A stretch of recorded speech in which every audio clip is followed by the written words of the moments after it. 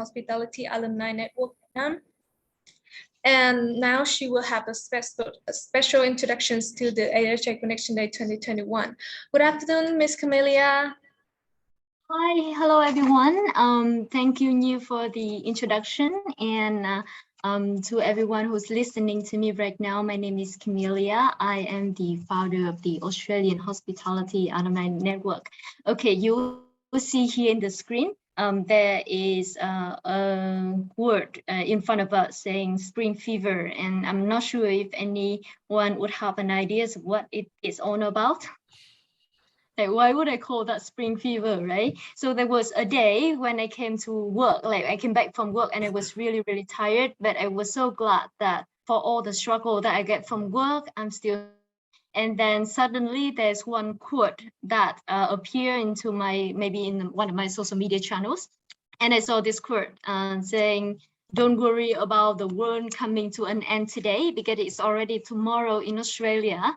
So at that moment, I actually thought, wow, it's actually a guarantee tomorrow for all of us. So I was inspired a lot by this quote, and I created this spring fever as a theme for the event today, and that is what we call, and really hope that for Australia, a country which is very different from where we are, so when the whole world is still in winter, I suppose, and it's already spring in Australia, and with the COVID situation and everything else, I thought I should create something got to do with spring atmosphere, and then this fever thing turned out to be a good type of fever. So welcome everyone again to the Australian Hospitality Alumni Network Vietnam Connection Day 2021, which has also happened to be our first connection day, and we hope even next year and all the years after we have the chance to welcome you as well. Just a very quick overview of what we do. I'm not going to run a very long presentation, just about myself and the connection that I have with Australia, as well as the hospitality and tourism. My name is Camelia. I am an Australian hospitality alumni. I actually have a bachelor degree in international event management from Blue Mountain Hotel School, and a few years after, I have also completed my executive master of business administration at the RMIT University. So for me, 2 times getting through an Australian education program for me, so the Australian or Australia have become a very big part of mine, and I have been in the industry for more than 10 years. Which actually quite an interesting journey, and even for today as well, many experts that I have into the room, some of them was actually my boss before, some of you I have seen when I was just a small little girl coming back from Australia, and now I'm so glad, to be honest, to have the honor to be here and to connect everybody together. So the ideas of the Australian Hospitality Alumni Network, I had this in mind when I was 22 years old. At that time, I came back home and I was looking around to see if I see people doing the thing that I do. Obviously, there's so many people, many of my seniors, colleagues who work in the industry, but I do not see a lot of people like me, like graduated from overseas, come back and where they are. So I decided that maybe I should do something to connect everyone. So it was this morning as well, I thought maybe it's some sort of a coincidence or maybe a destiny in a way that back in 2014, I have the chance to announce the establishment of the AHA network at the Sofitel Saigon Plaza. And for today as well, 7 years later, the Sofitel Saigon also become one of our largest supporter of the AHA as well. But when we talk about our development, it's actually, I don't know if it's something that I should be really proud to have, but when I do this, I actually show it quite easy to our team member and say, look, I have this screenshot from our website to see the traffic coming to our website. So I started something in 2014.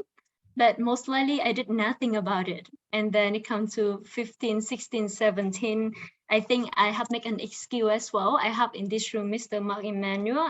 He was our general manager. So all those times you see I have dedicated to work for the hotel. So I did have no time to do other thing.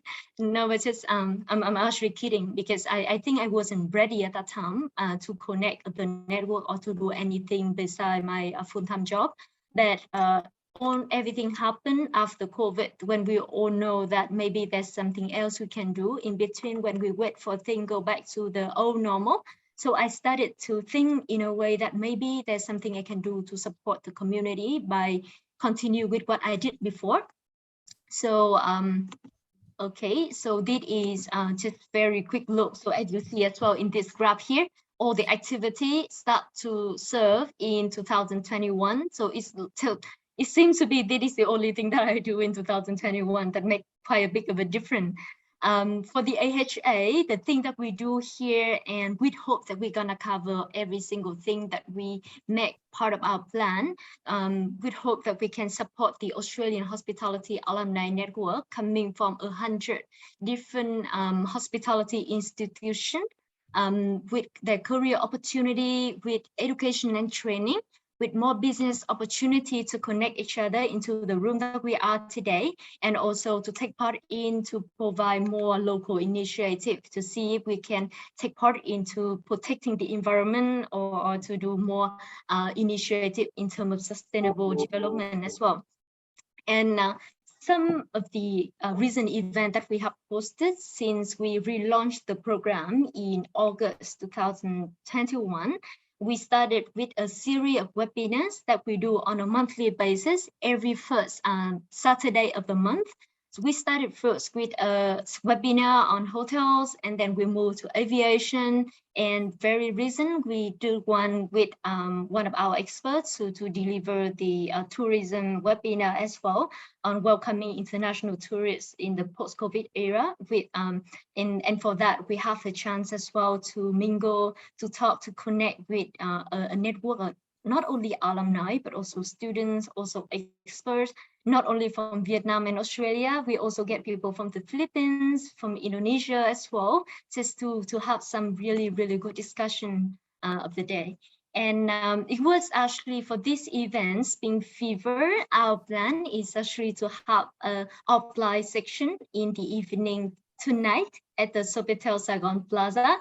However, as we all know that things getting more unpredictable during COVID, so we decided to move the event 2 weeks later. So for those who are here with us today, or even if you want to continue celebrating this Spring Fever with us, please, if you can make it to Saigon, come and see us on the 23rd of December at Sofitel Saigon Plaza. And for the event as well, there's so many opportunities to connect and also to receive wonderful prizes coming from our sponsors that you see from the screen here.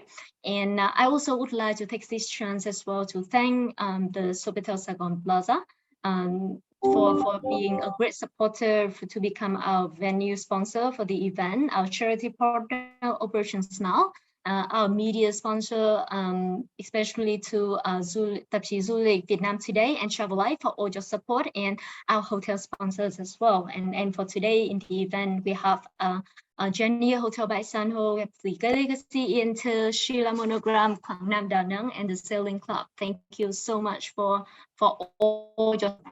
And moving to our upcoming event as well. Sorry, I think that's Nhi say that my screen are not shared, so I'm gonna reshare again, just to be sure that you know what I'm talking about. Okay. Okay, so this is the event that we have here on the 23rd of December.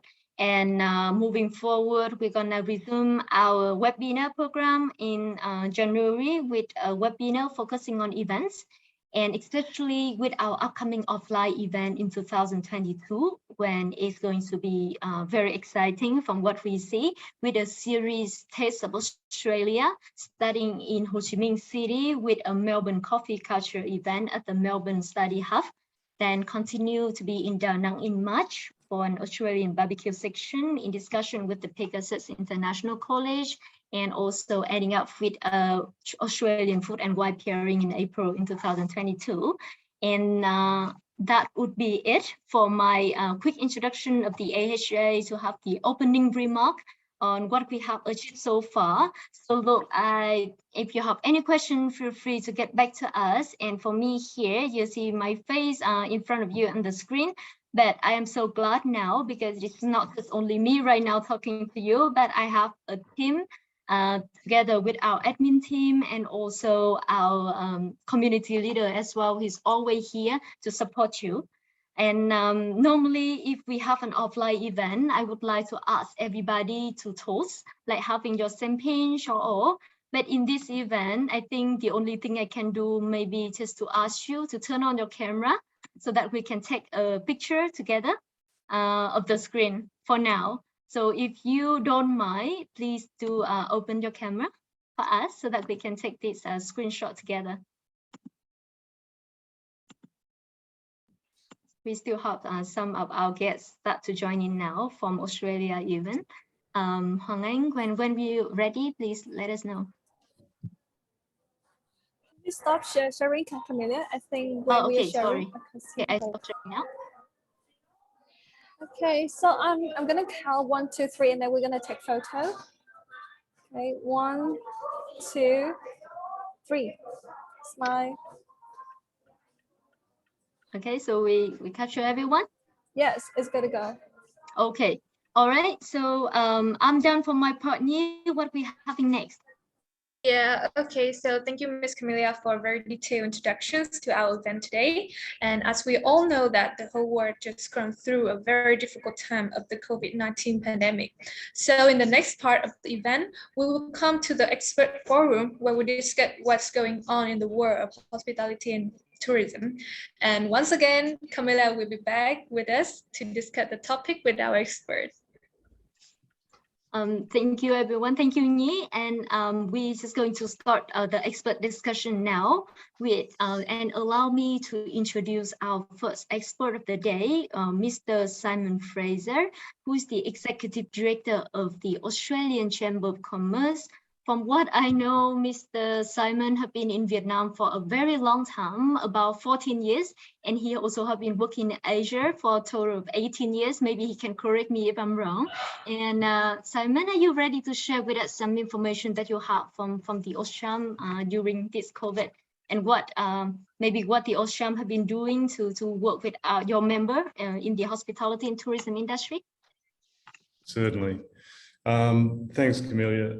I don't think I need to correct you, but those numbers are fairly close. So I don't want to make myself out to be older than I really am. So I'll stick with the numbers that you gave. So thank you very much for asking me to be in attendance this afternoon. And I must say that this is a great initiative, and I hope that it certainly adds value to the hospitality and tourism industry in Vietnam and across the region, if you have that reach, obviously, back into Australia. But talking about what 𝐴𝐿ZCham's been doing during the past couple of years, I think it's good to landscape where we were before we actually learned more about COVID. And it's true to say that what we saw with 𝐴𝐿ZCham and our members was that everybody was very positive. It was a very buoyant market here in Vietnam. Growth was exceptionally high for the region. You know, we were expecting the best out of 2020. I guess very early on the piece that was dashed, but we never have thought what it might have come to. We had a lot of new hotels which were coming up, being developed in the mid-coast region of Vietnam, joining or reaching out to us to join up and also give us, I guess, discounted room rates. And this is happening all along the coast as well. The new hotels coming online in Hanoi, we were getting a lot of interest in Hanoi. I think it's fair to say that the F&B industry as well was very buoyant in both the capital city, Hanoi, and also in Ho Chi Minh City. And we were getting a lot of interest. And I think that at that time, you'd never have thought that we were on the cusp of the pandemic. So for us, when it started to happen, of course, it affected the hospitality and tourism industry overnight.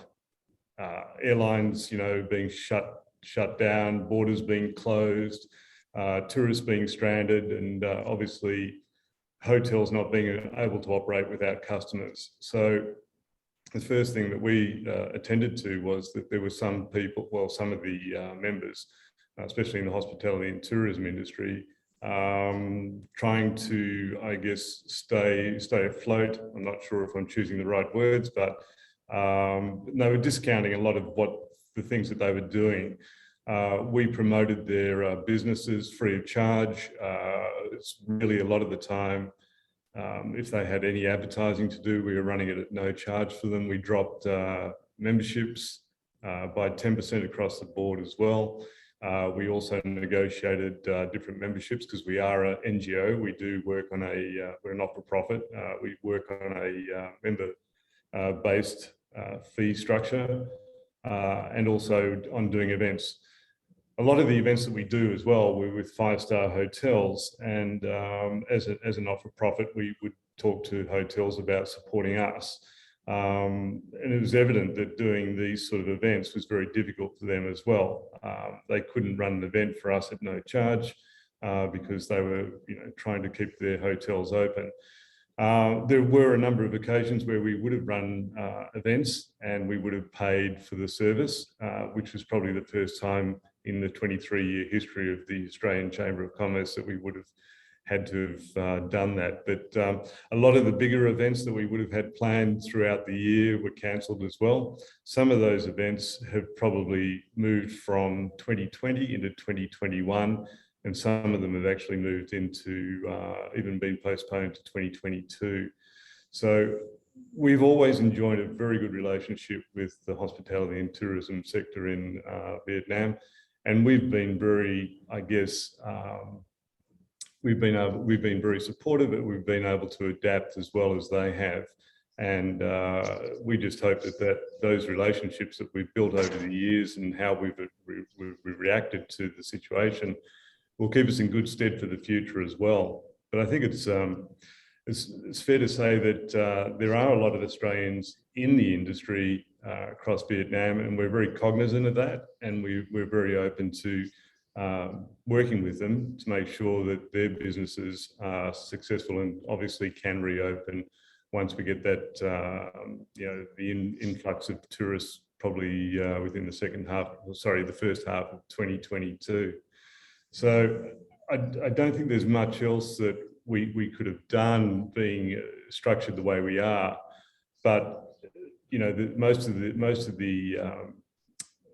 the businesses that we deal with in this space, the relationships are very close. They're built on more of friendships, and it's just through clear communication that we've been able to assist in any way that we can. So for us, we've even let some members in this space even forego their memberships through till 2022, and we hope that will sort of give them some hope that to reopen in early 2022 as well. But all in all, we've seen that most of the hotels seem to be sending out a positive signal at the moment that we would deal with, and that hopefully we can see a revisit to some of these hotels again in 2022. So, I think it's a positive outlook. I'm just not sure how the country will open up. There's a lot of speculation going around at the moment, obviously with tourists coming in, but I think that for now, the focus that we have and also most of our members have is on domestic tourism, and that hopefully that will add some value and slowly help the country open up again. Thank you, Simon, for the sharing, because the reason that I really wanted to invite you to become part of our expert forum here as well is to thank you in particular for all the things that the 𝐲𝐿SHRM have been doing for the members, because I do remember as well during one of the most difficult times during COVID, 𝐲𝐿SHRM was one of those not so many chamber of commerce actually sending messages to us like that, saying that if you have any promotion, anything at all, feel free to send it to us because we are happy to share the information. So I just feel like, yes, it's just a great initiative, and I did the right thing as well. I sent all the information that I have to 𝐲𝐿 team, and in 5 minutes, your information would be available on the website, on social media. So it's just sometimes simple things can help a lot as well. So in the room that we have here, there are so many hotel owners or hotel managers here who are going to have their hotel opening soon. So I thought this is something that we should definitely stay in touch, because most hotels that we know also a member of 𝐲𝐿. So we should really take this chance also to have our name to be public on the channels. And at least there's some of the things we can do to support each other, right? And for the Australian Hospitality Alumni Network as well, I'm also quite proud to brag that we have just become a member of the 𝐲𝐿 as well. So we look forward to work together with Simon and the team to do more good initiative as well to support the hospitality and tourism industry. Thank you. And I'm going to move next to the upcoming expert very soon as well. However, I thought that maybe Simon's still going to stay with us for a few minutes. Just in case you have any questions for us, feel free to drop your message or question as soon as possible. And I would have to say that I don't know, COVID is just a good time to think many things, but for me, it's a get to know other people as well, even virtually. So this is one of those times I got to see a lady. Her name is 𝐼𝐿 Nielsen. Carrie is one of our experts of the Australian Hospitality Alumni Network. Hello, who have been supporting me a lot with my webinar and to spread out the information that we have in Vietnam to Australia. And when we talk about the hospitality and tourism during COVID, many people will say, well, it's not much to talk about, except for domestic travel, except for all the prevention that we have to do, and except for quarantine travel. But Carrie, she is maybe unlike another from what we see. So instead of waiting, she has been working for more than 20 years in the industry. She has been, her main job was to bring Australians to Vietnam. And during COVID, what she has been doing over the past 18 months is to create a channel called What About Vietnam? She actually interviewing all different experts and from a local perspective, and turning herself from a travel specialist to become an international postcarder and an influencer as well, with hope that she can bring more of Vietnam to the world. Unfortunately, today we don't have Carrie with us directly online, but she was kind enough to create a video for us. So I hope you can spend with me another 5 minutes just to listen to what Carrie got to say. My name is 𝐼𝐿 Nielsen, and I'm the host of the What About Vietnam podcast. I'm delighted to be here to give you maybe a little background to the podcast and to welcome you to the 𝐴HA Connection Day for 2021. I'm only sorry I can't be there, as I'm sure it's going to be a magical event at the beautiful Sofitel Hotel in Saigon. So save me a seat for 2022. So just to give you some background to the podcast has been going for a little bit over 18 months. I have a wonderful opportunity with the podcast to meet some really interesting people. I think we've all fell prey to the situation where we've gone away on a holiday, come home, and want to tell everybody about it in great detail, you know, share all our photos, drive people crazy, bore them stupid. Well, they're some of my guests. I'm giving them the opportunity and the voice to share their experiences, and we also look at destinations in detail and unwrap tours and talk to people who have decided to move there. We've got a really big range of topics. So it's been going, as I said, for 18 months. It is available on all the major podcast channels. So that's your Spotify's, your iTunes, and all the major ones that you can possibly think of, I think. I also have a website, whataboutvietnam.com, And that's an opportunity for you to listen for free, and you can also download and print off the transcript. One of the main features of the podcast, I think, is for it to be a great resource for future travellers, as there is a lot in it on trip planning, so that people can, get the best out of their trips and get the advice from people that have actually been there to actually share that. And I try to keep that as up to date as possible. I think also when people are trip planning, they're trying to pack a lot in. So, I talk about with some industry experts about unpacking what an average tour includes, and maybe that's too much. We also feature different aspects of a trip that may include wellness. You might want to come to Vietnam for, just some R&R, some time out. But why not, attach some nice yoga retreats or some spa treatments or some pampering, as that's definitely available. If you're a foodie, what's not to love about Vietnamese food? It's so fresh, it's so bountiful, the seafood is amazing, and the cuisine from north to south differs, so lots of opportunities. And I think just for people to have the insight that when they're having that bowl of pho, just to know where those noodles have come from, just makes that experience just richer. Not all of us may want to go with a bottle of French champagne and experience a snake restaurant, but hell, that was a funny story, and a story had to be told, and it was a delight to do so. I think that's kind of the gem or the gold about the podcast, or where you find those insights of people that may have been to some of those places that you've been to, but they have a whole different experience.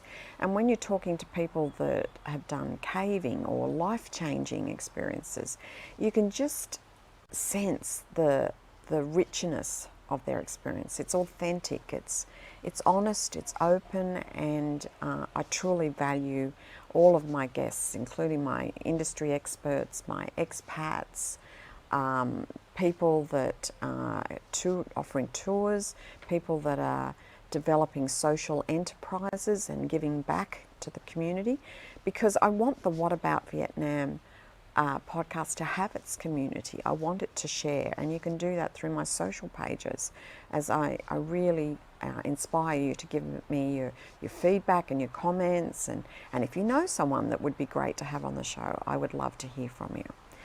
Look, in wrapping up, I just want to say thank you again to AHA for this opportunity. It's great working with you, and I think you have a great vision for hospitality in 2022, when we can look in the rear vision mirror and see COVID in the far distance. The country's gone through some extreme hardships, and it really deserves to come out the other side. I know international travellers are keen to come back, and please share, if you can, the idea and the concept for the podcast, and share the links if you can also, so people can take it up and learn something about Vietnam, because that's the other bonus, is it's kind of learning, but in a fun, entertaining way. And let me assure you, I have lots of laughs as I interview people and share their experiences, and I hope you will too. Enjoy your day, and have a magical Christmas and Happy New Year, and all the best for 2022. Okay. Hello, my name is 𝐃𝐚𝐭𝐞, and I'm... Thank you everyone for listening to Carrie. I hope you have some moments just to follow one of those interesting stories that we have as well with Carrie creating this brand new postcard channel during COVID. And we also think that this is a great channel as well, not just for Australian market or any market coming to Vietnam, because the postcards seem to attract a lot of different type of audience with more than 10,000 downloads after 18 months. So for all the upcoming hotel opening up, please do contact Carrie if you would like to be one of her speakers very soon. And moving forward, I would have with me one of my favorite GM in the world that I normally tell people, Mr. Mark Emmanuel. I really have an opportunity to work with Mark a few years ago, but it's for a long period of 3.5 years as a general manager of the Pan Pacific in Hanoi, and who is now moving to the beautiful Da Nang. And he said he enjoyed the life in there so much, and opening a beautiful hotel, the Sheila Monogram. Mark, are you available? Are you with us now? Yes, I am, Camelia. Good afternoon. Good afternoon. Thank you, and good afternoon, everybody, and welcome from the lobby of the Sheila Monogram. This is not a backdrop. I know that we had a little bit of a discussion before the start that whether is it a backdrop or not. No, this is the real lobby of the Sheila Monogram. It's a Korean brand for those who don't know this new hotel, which opened a little bit last year in July and August, and unfortunately had to close prematurely, like most of the properties here in central Vietnam. So we plan to reopen our hotel in the very beginning of next year, and to be able to welcome all of you to central Vietnam and to our property. Today, I'd like to give you a little bit of an update on the hospitality situation here in central Vietnam. I think that the hospitality also learned to be resilient, and we want to be positive. Here, we are joining forces together, the various hospitality and tourism partners. There are some encouraging sides, I would say, in central Vietnam, particularly because the three provinces of Hue, Da Nang, Quang Nam have been selected to be a part of the trial runs, the pilot programs after Phu Quoc. So the travel partners are working together to try to put some charter flights to target customers from Korea in particular and other destinations to be able to come through package tours as part of the tourism recovery. So this is right now, I would say, what most of the hospitality professionals are focusing on is to gradually lead the way to the tourism recovery through these pilot programs.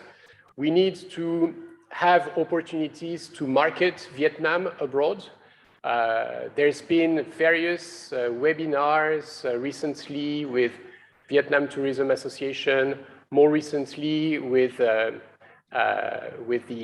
Korean associations, Korean marketing associations as well, to see how we can work together. But what we know is that Vietnam needs to have much more means and resources to promote tourism abroad compared to other countries around us in Southeast Asia, Thailand, Malaysia, Singapore.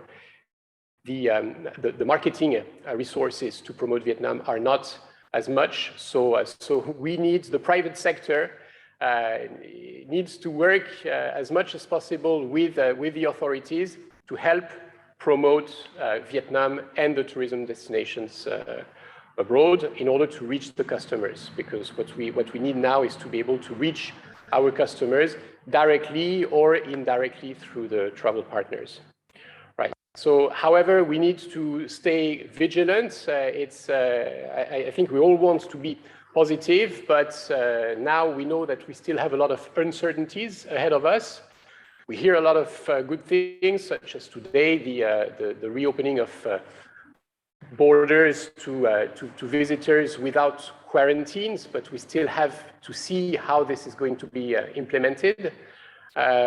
We also need to be very vigilant on how the evolution of COVID and the Omicron virus, how is this going to affect not only the reopening itself, because we see that Vietnam now wants to live with COVID, but because of the perception of the news and the perception on people's, we are now very much looking forward to seeing how the trends and how people will decide or not to travel to central Vietnam, because contrarily to Hanoi and Ho Chi Minh City, which I have seen now are also trying to promote tourism internally with a lot of staycations so that the Saigonese can enjoy their city. We see that the authorities in Ho Chi Minh City are doing a lot to promote the city to their own residents. For us here in central Vietnam, we are very dependent on Hanoi travelers and Ho Chi Minh City travelers. So yes, the airlines are resuming flights. A lot of domestic connections are now resumed, but we still have yet to see this transforming into people traveling and start experiencing the hotels again. We are reaching the end of the rainy season. So from next month, it's going to be very, very nice again to travel to central Vietnam. From Hue to Da Nang to Hoi An, there is plenty of activities, whether it's wellness, whether it's food discoveries, whether it's nature. There's plenty that this beautiful central region of Vietnam has to offer. So we look forward to seeing you there whenever that becomes possible. Thank you, Mark. I actually just have a question, right? Because it seems that the hotel have been going through a lot of challenges since you wanted to open before COVID, and then COVID happened and all. And then the hotel actually still right now still closed, right? You do not welcome guests as yet. So how do you make sure that your staff still happy? It's just a question that have been running through my mind. How, as a hotel manager, you keep doing what you need to do to keep your staff happy? I think that for the hospitality industry and for the employees, right, we have experienced something that hotels have never experienced in the past, which is closing for a long period. You know, nobody can recall that anywhere in the world hotels have remained closed. So when you have to close a factory that produces car, for example, you've got your car stock, you put it in a warehouse and you wait. I mean, when the crisis is over, then you can sell your stock of cars again. The value has not depreciated, you know. So for the hospitality industry, this is different because the principal asset, but also the principal cost for a hotel operator and an owner is the staff. So the big dilemma was how to, for us as a hotel operator, how to talk to the owner, how to convince the owners to really now walk the talk and consider the hotel employees as their prime assets. And I think that's what the hotel operators have done well across Vietnam, but here in particular in central Vietnam, I've seen that happening, is really hotel operators to educate the hotel owners to understand that laying off all the staff today will have a much, much bigger impact when we decide to reopen. For many reasons, cost, we know that cost of hiring employees is much more expensive than retaining current employees. So we've done this exercise, you know, to educate the owners, for them to understand that keeping as many hotel employees as possible will be something that will pay off in the future. So, for example, in our hotel, because you need to remember that more than 2/3 of the hospitality jobs here in central Vietnam have been lost during the COVID. So now what we need to do is to rebuild larger teams in order to be able to welcome customers again. But what we have done during the COVID period is to try to retain as many employees as possible, even if it's with some salary cuts, of course. But for us, for example, we managed to keep all our department heads and managers who were working from home. We also realized that in the hospitality industry, it is possible to work from home, to work through video conferences, to organize our department head meetings online, to have the executive housekeeper work from home and go through the hotel on a mobile phone and on video to check, verify what is going on in the hotel. So minimum salaries were paid to all the employees who were temporarily suspended. All the social benefits, social insurance, medical insurance, all these benefits were kept so that employees feel protected, feel valued, that even during a time where we are not generating any revenue, that the employees are not considered as a cost that can just be cut when it's necessary, but are really considered as an investment and as an asset to the business.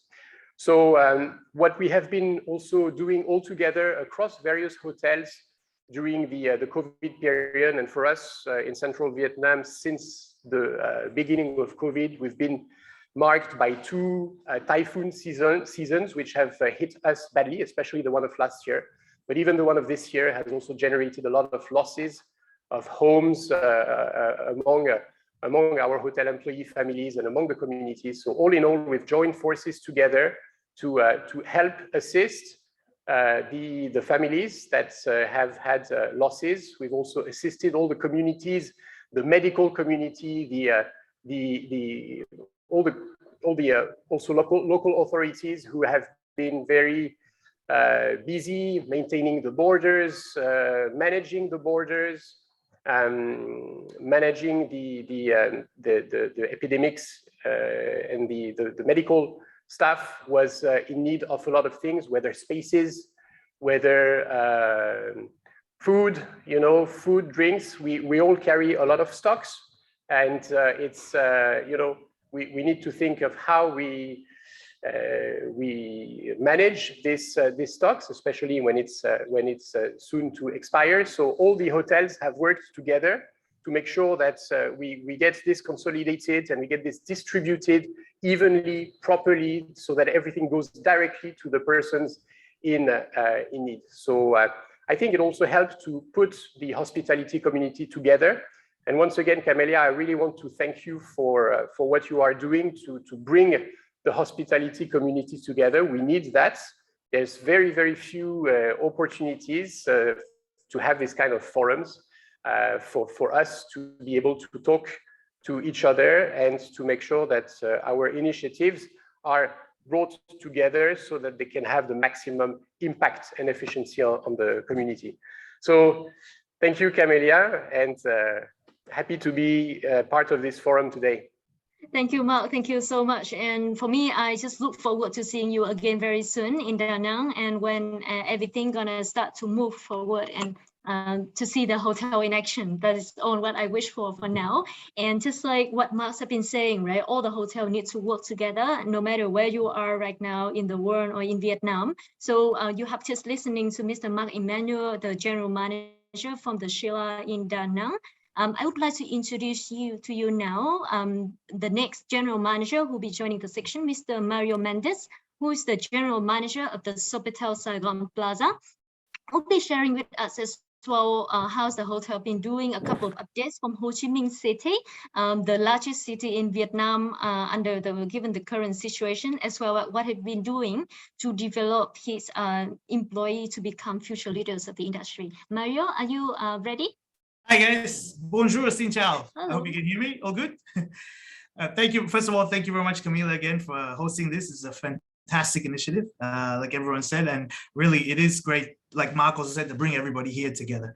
It's a time like this, it's a joint effort to restart this economy of ours, being the tourism and hotel industry that's been battered for too long. And we have been resilient enough, but we got to be resilient a bit more longer. So the more of us who are together, we can definitely come out of this much better. So I think my topic, was about developing. I mean, Ho Chi Minh, I guess most of you know, it's a slow bounce back. It's surprisingly not as bad as we thought in terms of F&B and local MICE, which has been good, but obviously occupancies are still quite low. But more than anything, for the bounce back, and the topic that I want to talk about is how we're going to develop our employees over the next few years, especially Vietnamese to become senior managers, directors, as we go forward. Having local talent is the only way forward, and bringing back people to the hotel is the biggest question mark many of our hotels face at the moment. So first of all, of course, Sofitel. It's been our hotel, Sofitel Saigon Plaza, has been here for about 22 years. We are part of the 𝐼𝐸 Hotel Group, which has now 39 hotels in Vietnam. Without me talking too much, I'd like to first open with a video about 𝐼𝐸 and our beautiful hotel. Hold on a second.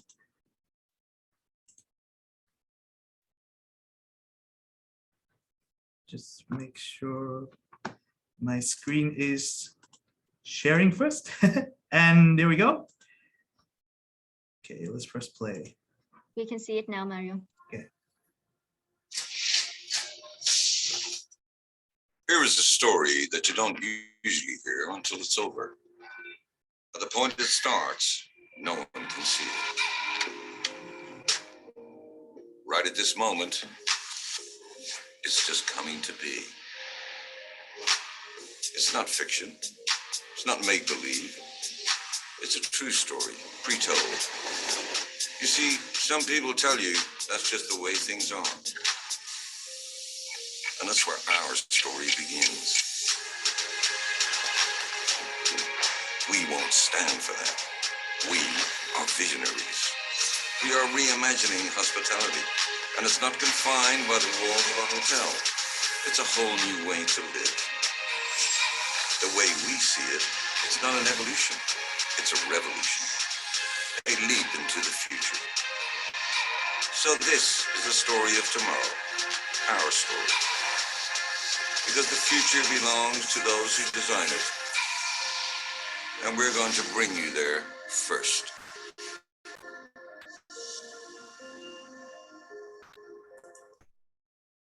Okay, so that's an opening of that. Can you guys hear me? All good? Yes. All right, so that's the opening of 𝐼𝐸 in terms of our new 𝐼𝐸 rebranded recently about 2 years ago.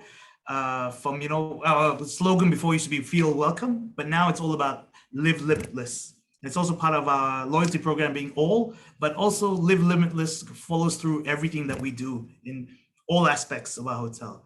So I'm going to show you, I hope this PDF screen has come up now. Well, let me just share again.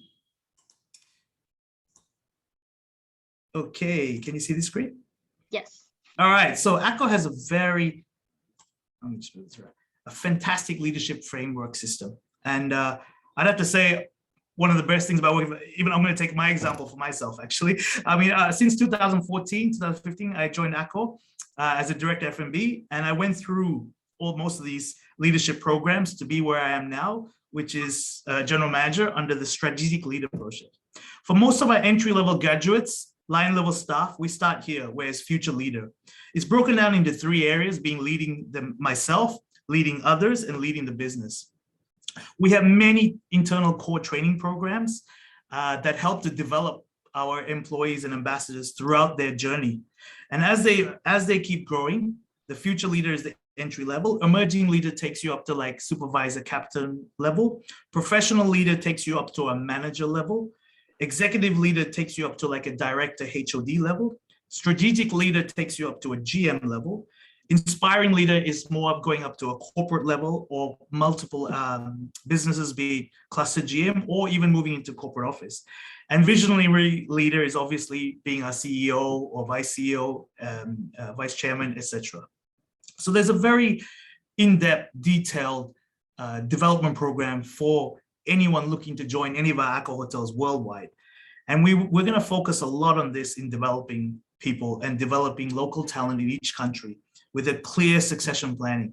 That is definitely the future for how we're going to succeed and how we're going to stay alive in this market. Because right now what we see is that a lot of people left the hotel industry and they're second guessing whether they want to come back. Of course, it's one of the businesses which is, as we said, doesn't have much guarantee. Looking ahead also, we don't know what's going to happen. But if we can get the buy-in from them, show them their succession planning system, show them that there's a beautiful career out of it, that we will develop and you will grow into become a GM or director level anywhere in our, actually 𝐼𝐸 is going to have 45 properties by 2030. So there's always opportunity for you. So I don't want to bore you too much. I'm going to leave you with one last video of our hotel, just to share that with you. Hold on a second.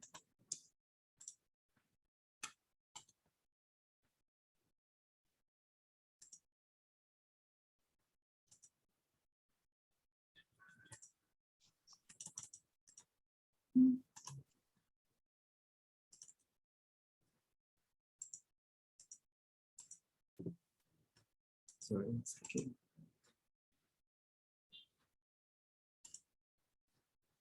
Ooh, technology.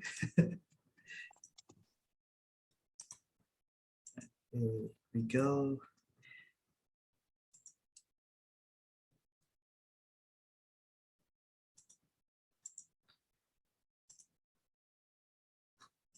This one doesn't seem to be wanting to play. Sorry.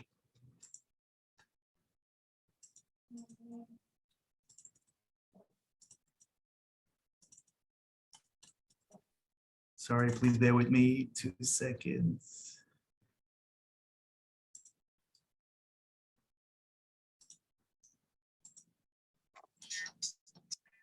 Okay.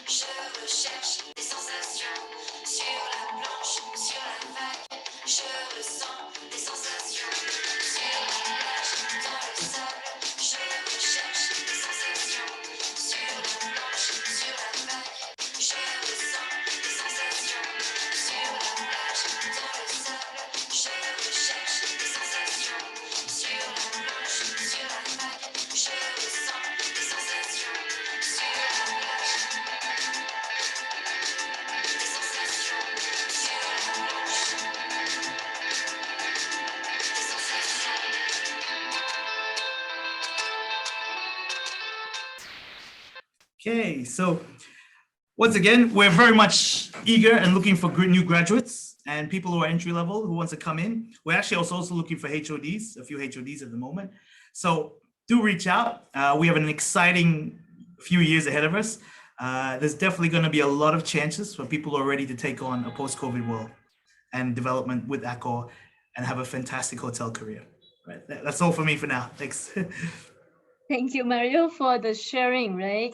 Knowing that we're gonna have not only 39 property at the moment, right? Moving to 45 properties soon. So I think that would represent the fastest growth in the entire Southeast Asia for a hotel group can achieve. So apart from what I have seen from 𝐼𝐸 group, there's also another group that I have seen as well, but there's so many development even during COVID.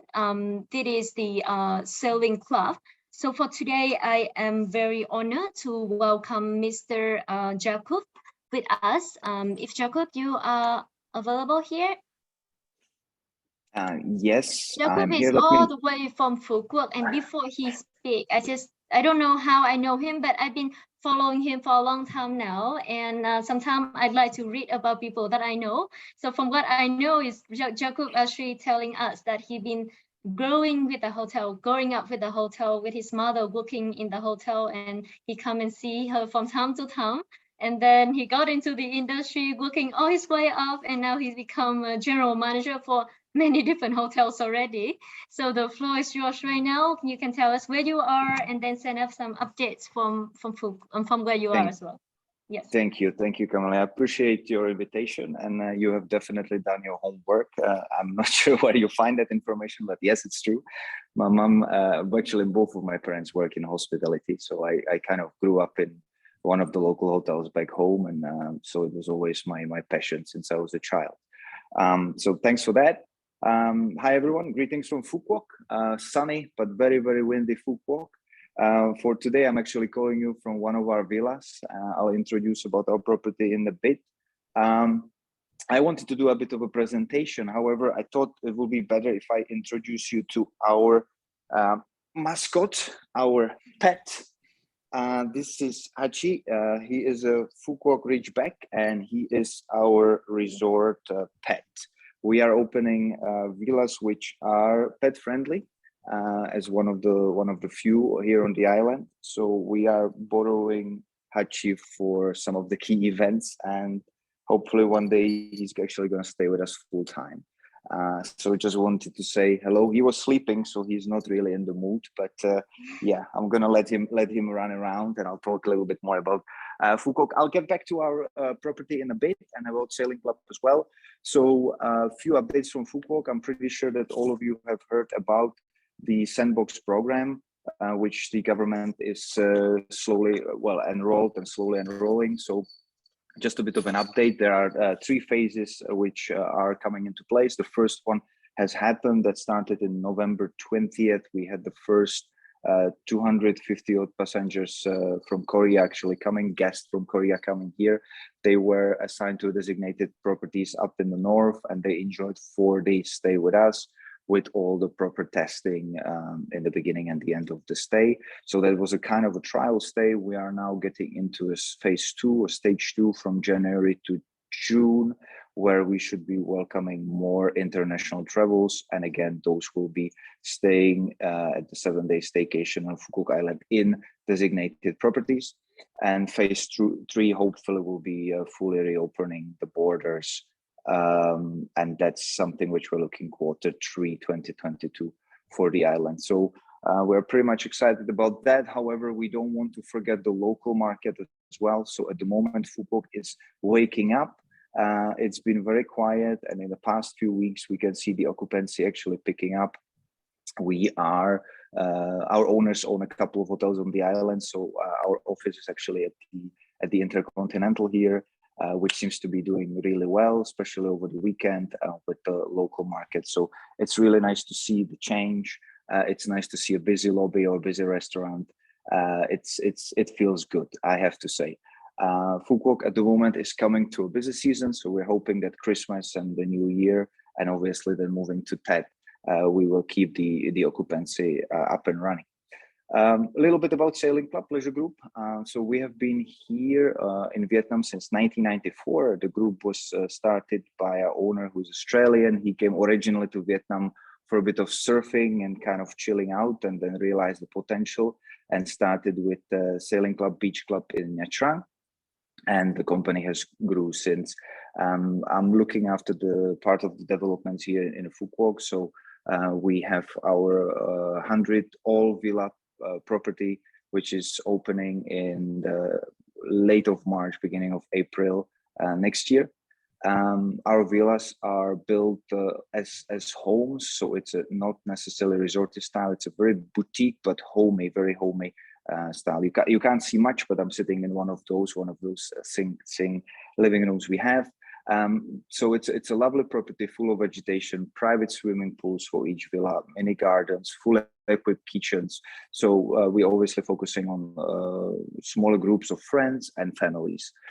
We have a place called Clubhouse, which is the heart of the property, where we have our restaurant. Quite a nice concept. We call it Sandals the Market.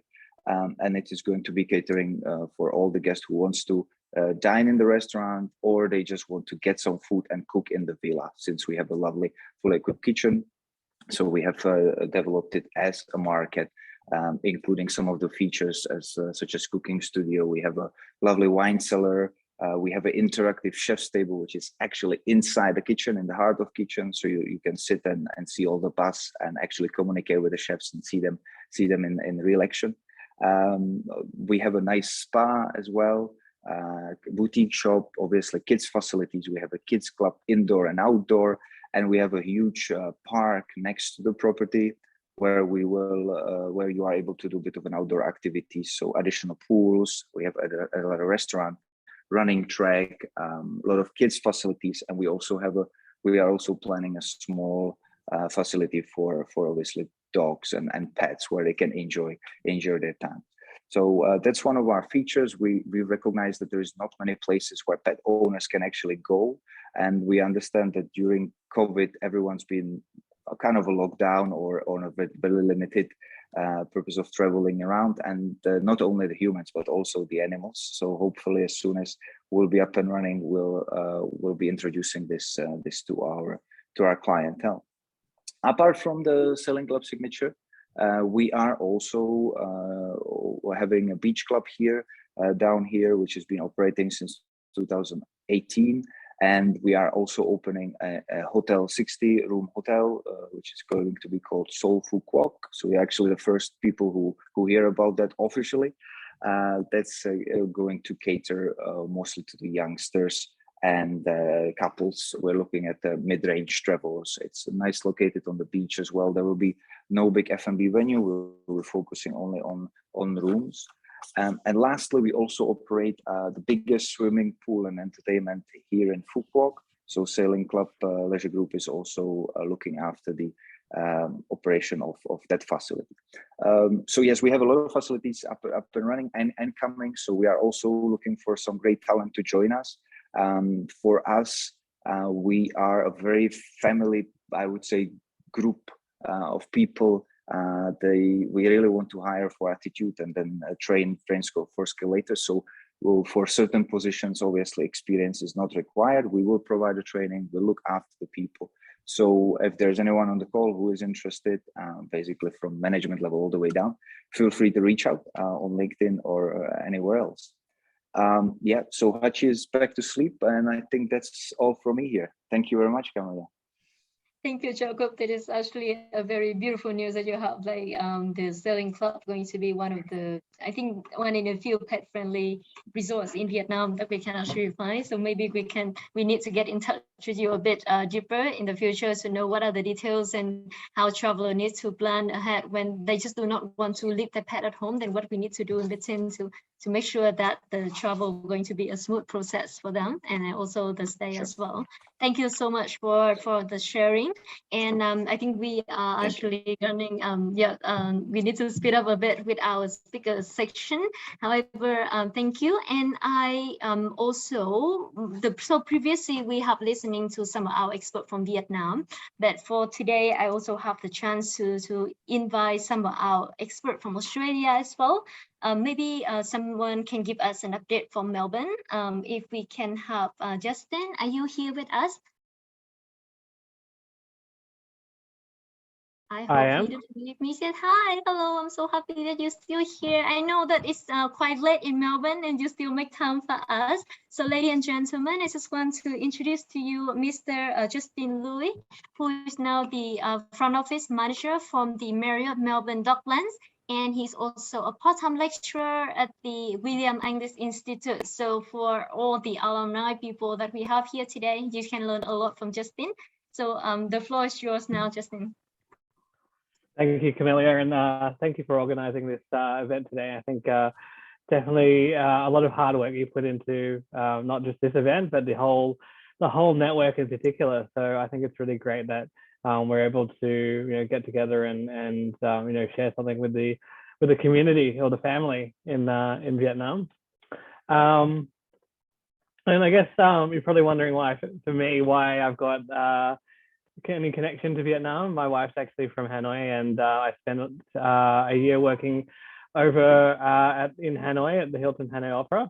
So that's my connection to Vietnam. I've got, I guess, family. I've married into Hanoi and Vietnam, so it's like a second home for me. But I think what Camilla would like me to touch on today a little bit is on the current job market in Australia and in Melbourne, and whether the Vietnamese, and not even the Vietnamese, but the locals as well, can find jobs in the industry in Melbourne and Australia. And I can definitely say that's a yes. And from my side, I wear a couple of different hats. I wear the lecturer's hat and I wear the Marriott hat. I'll put the Marriott hat on first and say that I've just opened a brand new Marriott hotel. It's the first one in 20 years to open in Melbourne. And it's one of, up to 9, 10, 11, 12 dozen hotels that have just opened in Melbourne this year alone. So, prior to the pandemic, demand in Melbourne was starting to catch up to supply, which resulted in a lot of developments being signed. And it's really exciting to see all these new hotels come up. And one of those is the Melbourne Marriott Hotel Docklands, which is sitting behind me with the infinity pool over here. And I'm not actually there. It is definitely a background, but it does look as spectacular as it looks behind me. So this is just one of many new hotels coming up, and having all these new hotels coming up means we need people to fill the roles. We need talent to fill the jobs, to be able to deliver the hospitality we want to deliver.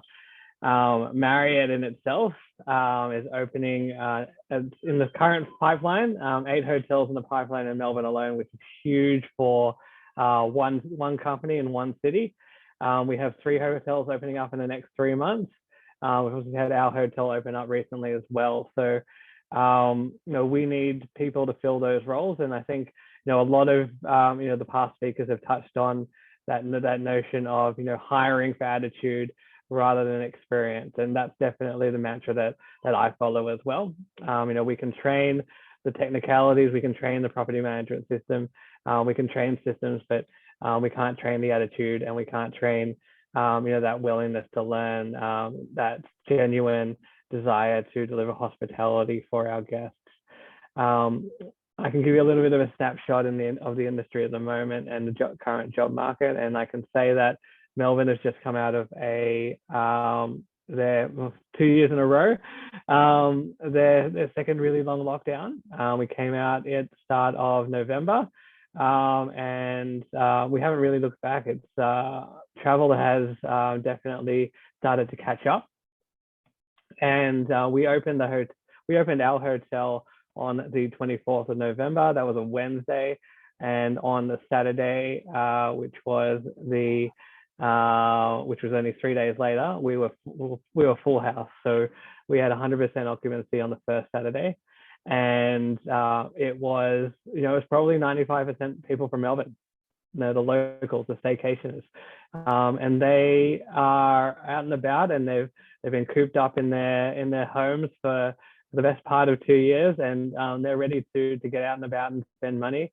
The challenges around traveling, even interstate, traveling internationally is definitely still out of the question. With all the restrictions around having to take tests and vaccinations and all sorts of loopholes.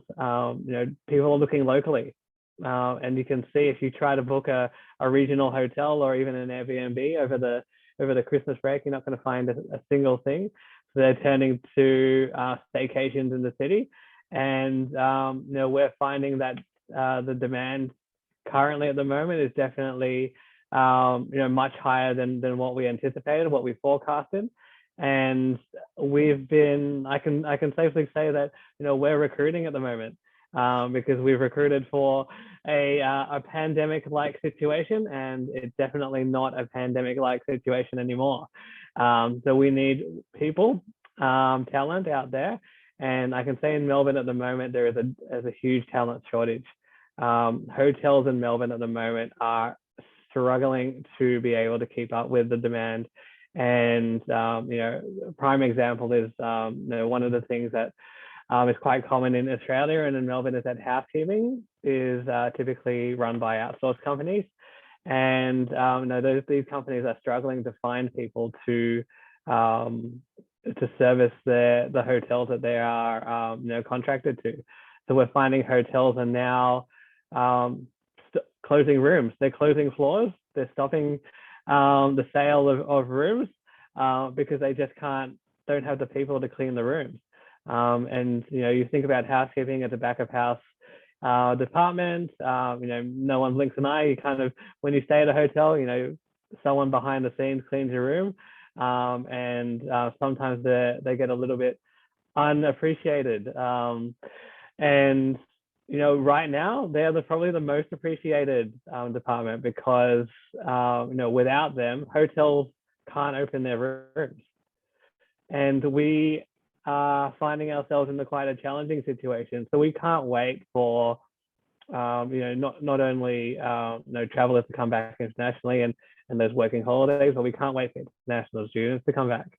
And this is me now putting on my William Angliss Institute hat and my lecturer's hat, and saying that we're crying out for international students to be able to come back to Melbourne and study at all these hotel schools and hospitality institutions, because once you're into that course, we'll be coming out and we'll be looking for you, and we'll be looking for your talents to fill the roles that we need and fill the gaps in the industry. So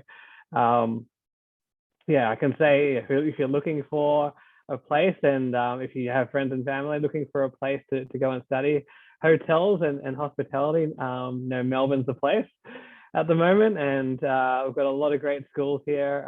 We've got a lot of opportunities to build experience. And if you're getting your foot in the door in the hotel industry now, you'll be well looked after. As you sort of progress and move within the company, the operation or the opportunities that come up are endless. And you'll find that if you do have that right attitude, you'll move through the company and you'll develop your career very quickly. Probably quicker than the industry was doing it 5-10 years ago. The talent is dried up, and we're definitely looking for people to choose hospitality as a career. Thank you, Justin. And what you were saying, I catch so many different important points, and I don't know which one should I address this now. And I see Mario just keep saying, well said, Justin, spot on, mate. And we so wish that we was that busy.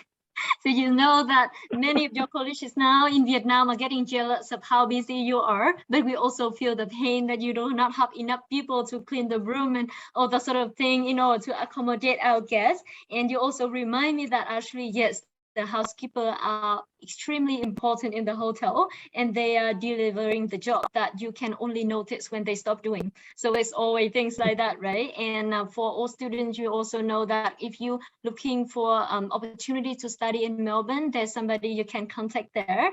But not only that, right? During this COVID, there's so many things got to do in terms of education. Sometimes when you cannot travel to Australia, and then we have to switch from offline mode to online.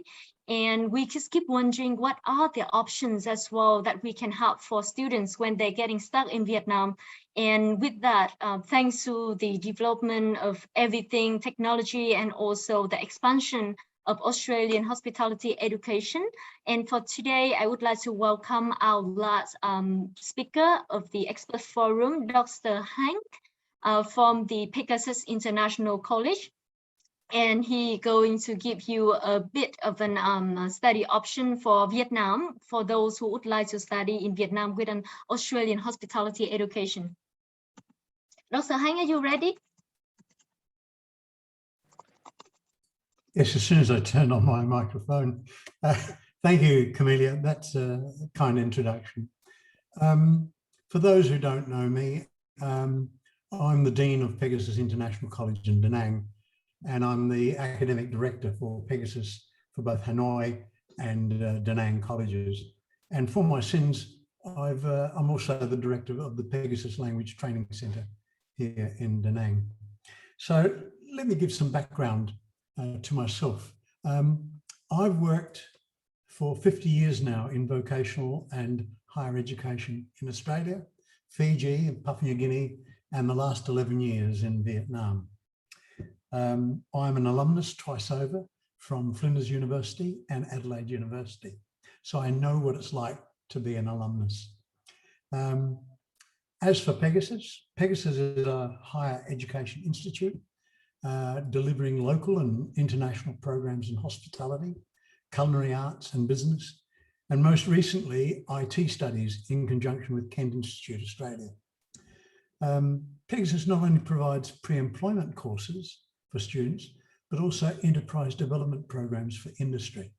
And that's an important fill-up for those hotel partners who require a quick turnaround of trained staff.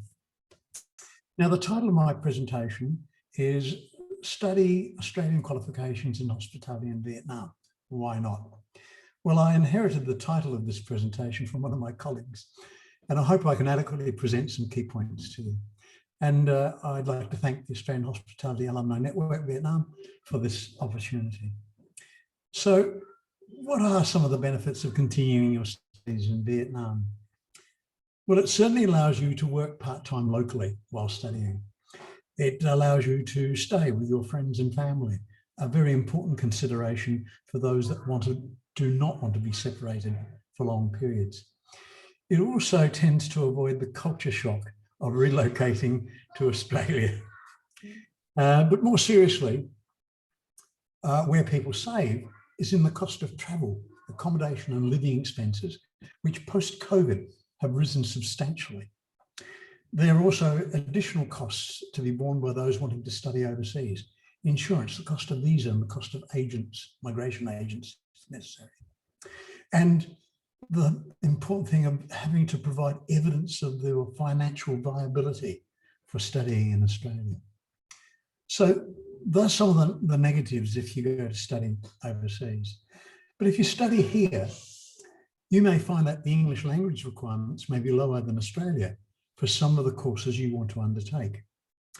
The fees are at local rates for Australian vocational courses and not usually at the expensive international rates, which if you have a look currently, they are a little eye-watering.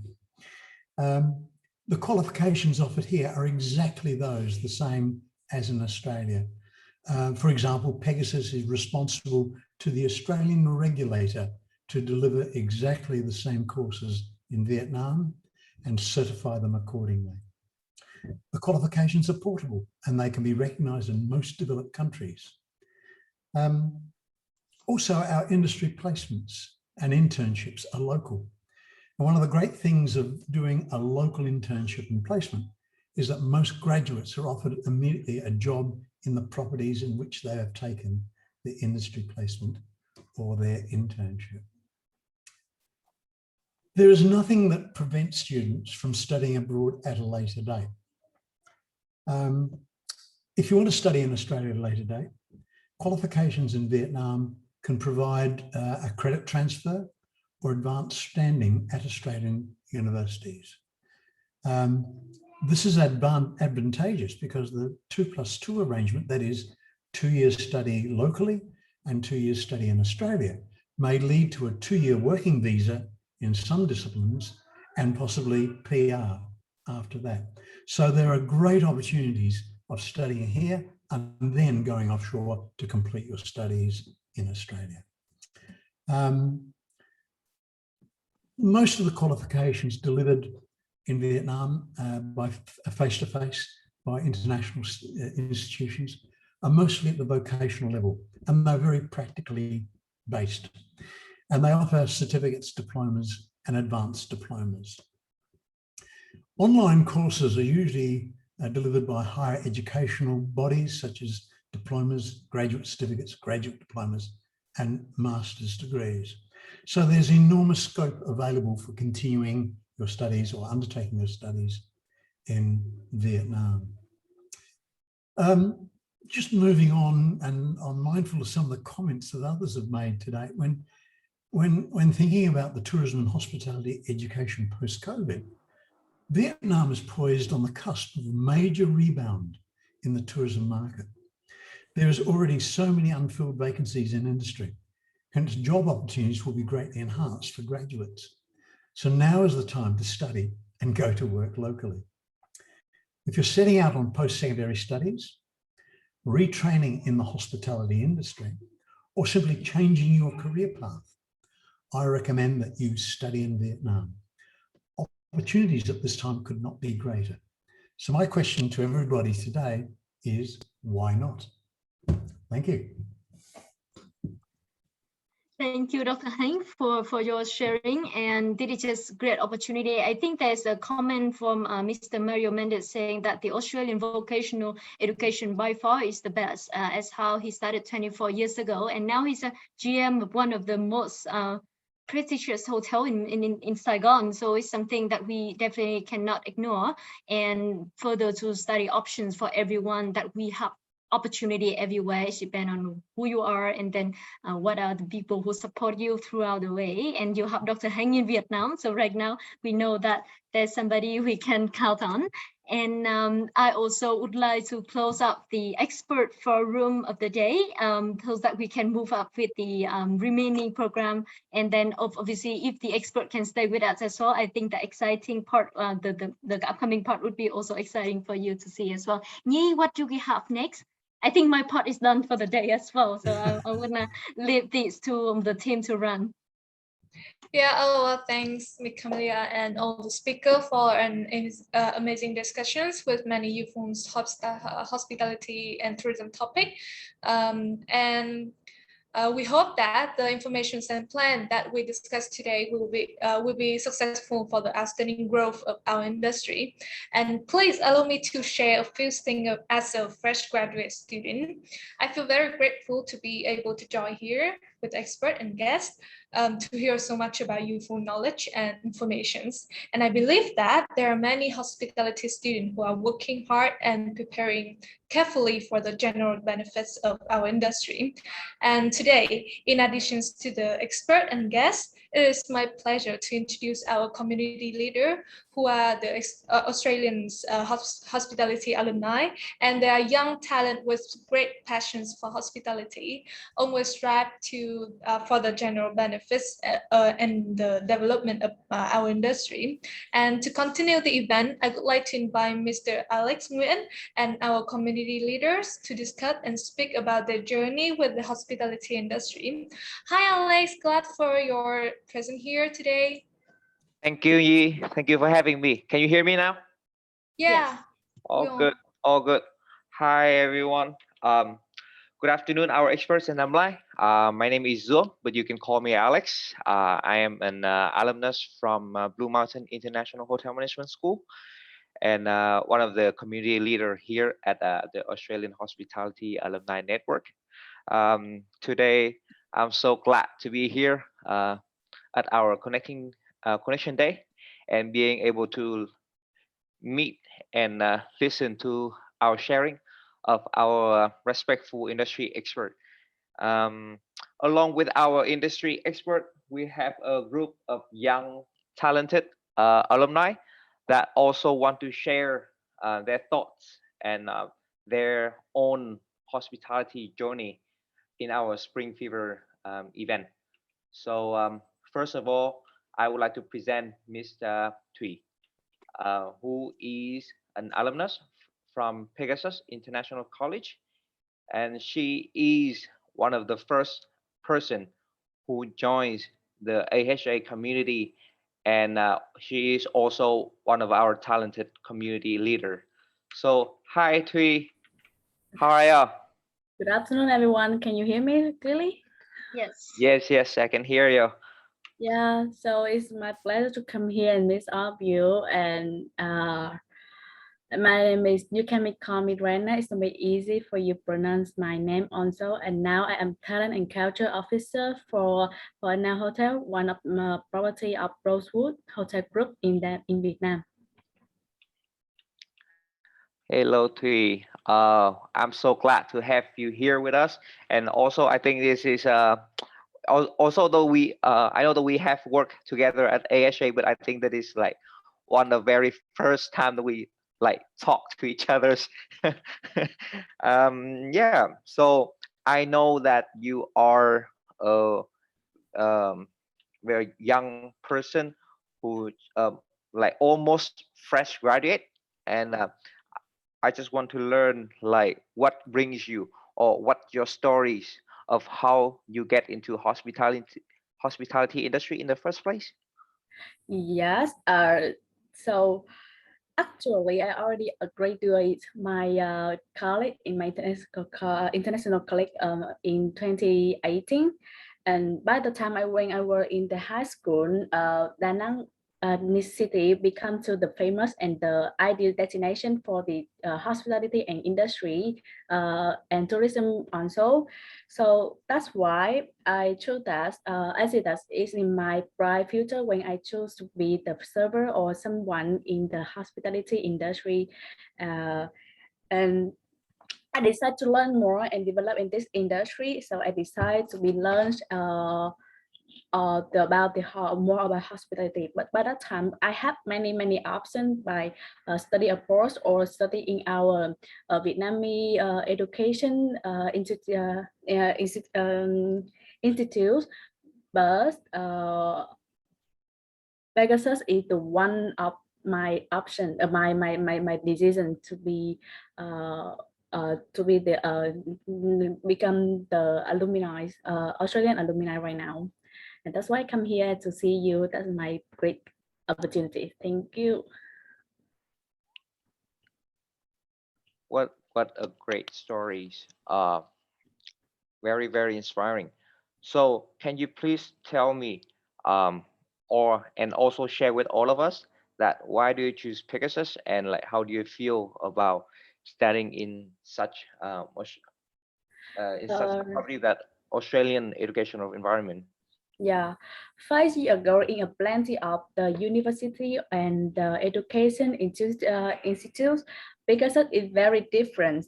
Because they are the international school. It's the first one. No, I'm not sure. It may be not the second one, international school in Da Nang, but it's have the hospitality course with the Australian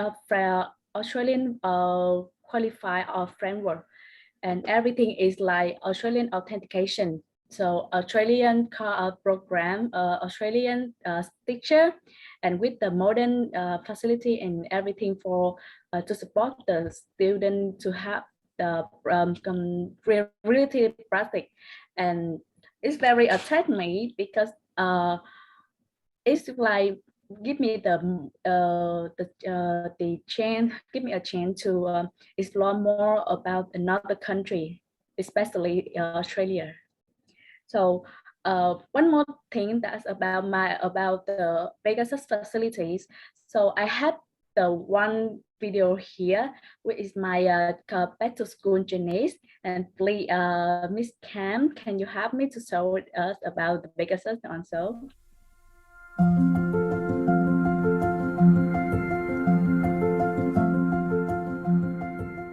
I am standing at the place that nurtured my passion for hospitality. 5 years ago, I decided to pursue my hospitality career by studying at Pegasus. I'm really glad to be back today, so follow me on my back to school journey.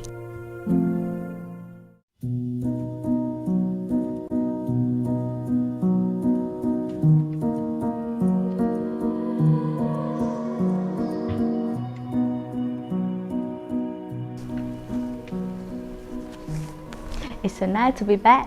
I'm here at the Learning Resources Center, where I can explore ample knowledge from hundreds of different books about hospitality management and culinary art.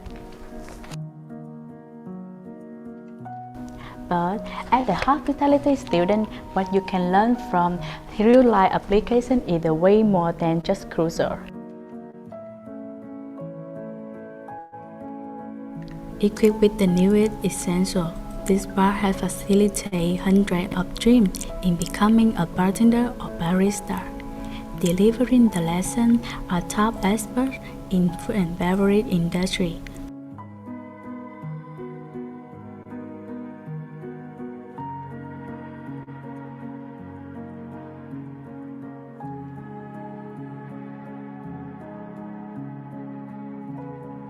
We also have the hotel mocha room.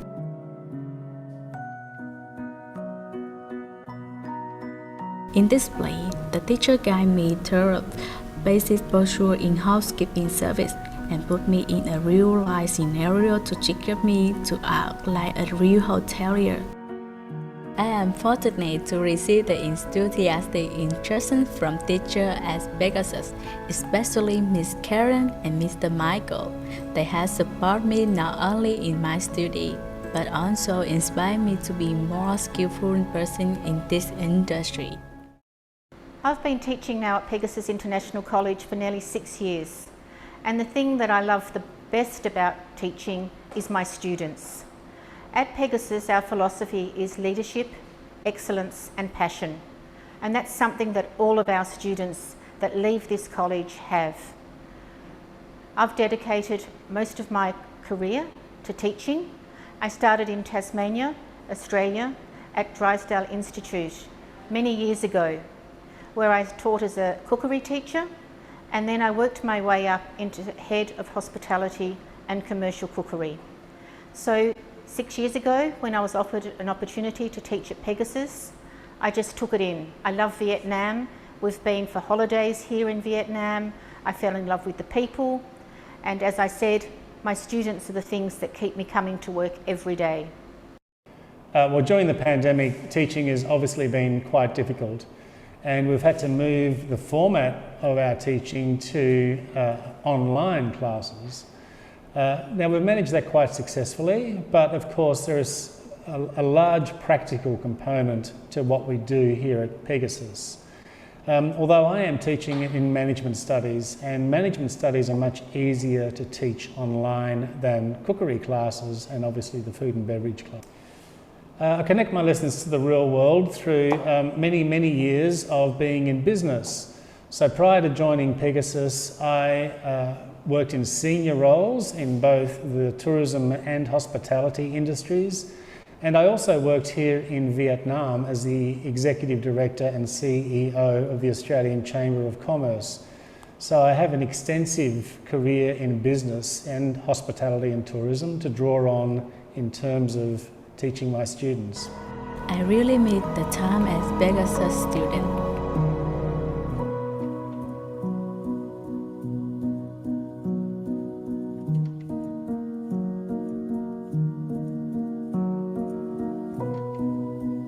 What I get at Pegasus is way more than what I could give. Looking back, it was a time that I'd never forget in the rest of my life. Thank you everyone for watching my videos. It's just a short early, but into the most of my lovely Pegasus. I really made their place. Thank you, Dr. Hans. Thank you for coming here today with me. Thank you, Thuy. What a lovely video. I'm so jealous right now. I don't know if anyone's just jealous of me, with me, like about the video of the properties at Nang of Pegasus. Is beautiful. Yeah. Yes. All right. Thank you, Miss Thuy, for your sharing, and I hope that we can see you soon.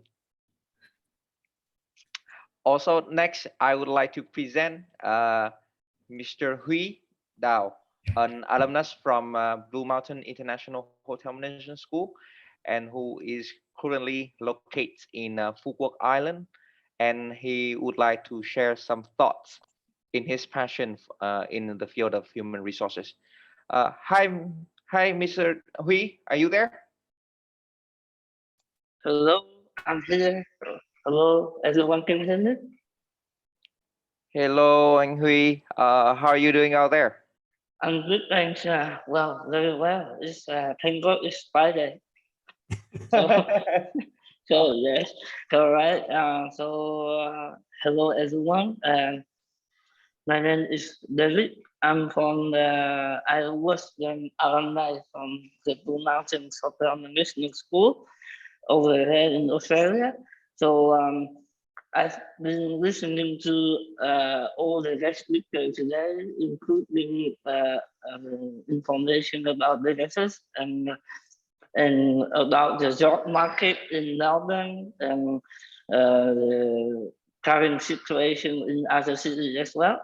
So what I would like to discuss about today is my passion about the student, how to help students in their first step of their career within the internship. For me, as the student who studied in Australia, I was very lucky to have an opportunities to work in different hotels in Australia, such as 𝐾𝐚𝐭𝐞 Beach Club in Broome, Sheraton Sydney, Sapphire Fashion in Tasmania, and after my graduation, I came back to Vietnam, and I started my journey in human resource. And I believe there are a lot of differences in internship between Vietnam and Australia.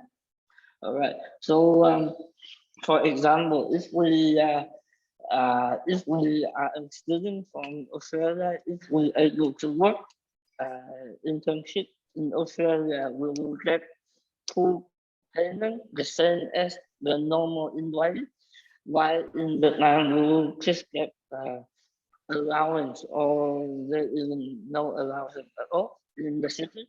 So which is very different, because I believe that the interns deserve to earn more than that. So I do think that in Vietnam there needs to be a lot of catch-up about the internship program, and also how we are going to train the people to be our potential next generation of leaders. For example, in Australia, we get decided the full pay. We do also get a lot of other benefits as well, like insurance, superannuation, and also an opportunity to continue to work as a full-time membership, as a full-time employee at the hotel. And in Vietnam, sometimes I just feel like some of the hotels, they use the internship as the alternative option to the full-time employee to take unpaid leave, or take annual leave or compensation leave.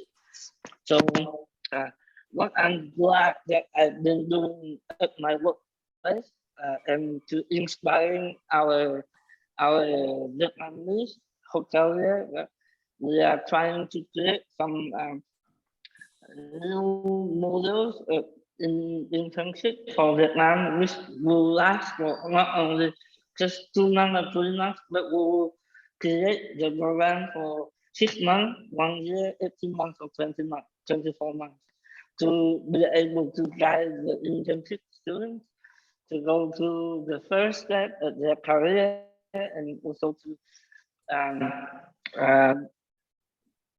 guide them where they will gonna be. Like, for example, if they have an opportunity to work across front office and housekeeping for 12 months, they would know that is it operation work for them, or they want to do back of house or F&B or something else.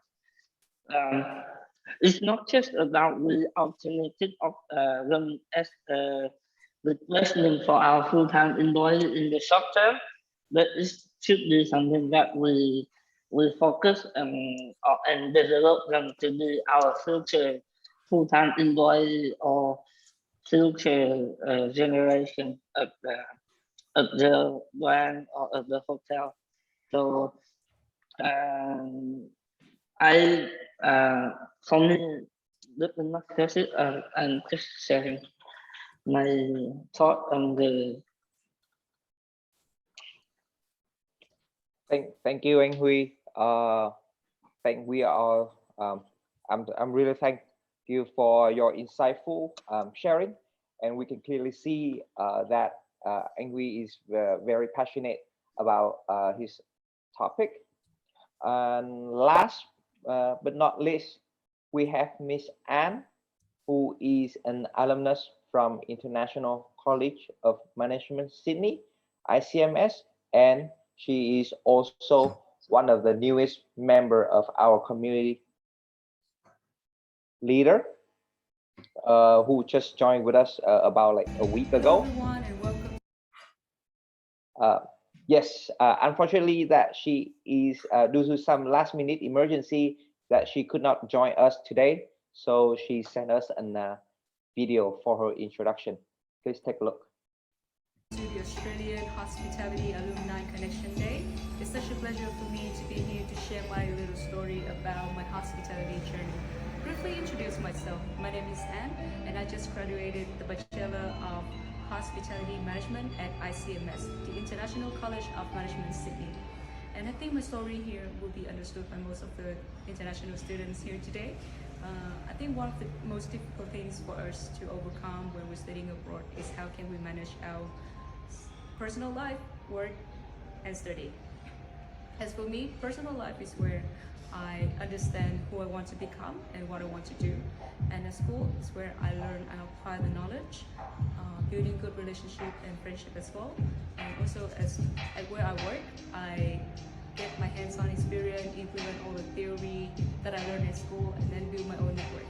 And I know it's gonna be difficult, it's gonna be a rough journey, but it's okay because you will learn a lot from it. As for myself, I learned that I will be able to do things if I try my best. I learned to manage my time better, I learned to prioritize tasks, organizing my schedule, and also actually improve my English and my communication skills a lot. And I also learned that it is really important for you to get all of the knowledge at school and apply it to your job, because there are like benefits in both ways. So you must get a job there and try to balance it out. And one last thing is that I learned that everybody here is a limited edition, but don't limit yourself because you're never gonna know what you're capable of. Take myself as an example. Back in 2018, I would never think that I would get 3 jobs at the same time and still able to manage my credits at school. I also never think that starting from a zero experience barista, I would become a supervisor at a cafe. And I would never think that I would get a scholarship just by saying never give up. Because when the interviewer asked me what I'm gonna do if I don't get the scholarships, I'm just saying I would try my best. I would never give up until I can get the scholarships. So just from my story, which I hope will inspire you guys, stay focused, stay determined, stay disciplined, and put all of your hearts into what you're doing. It's just like Emma Watson used to say, it's really important for you to know what you want, where you're heading toward, and put all of your hearts into it. Because I'm pretty sure with you guys, when you put all of your hearts into doing what you love, every day working, even 12 to 16 hours, 6 days per week, you will feel really rewarding. Thank you for listening and hope we have a good time together. Thank you. Hello everyone and welcome to... Thank you for your video, Miss Anne. Even though that you are not here, I am so inspired by her courage and her break down all the limits attitude. So that is from our alumni forum. And back to you, Miss Nhi.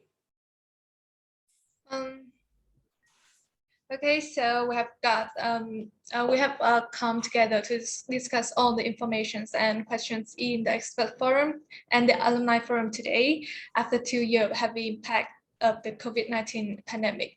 Fortunately, we are still able to join here in the expert forum to discuss the future tourism recovery plan and strategies.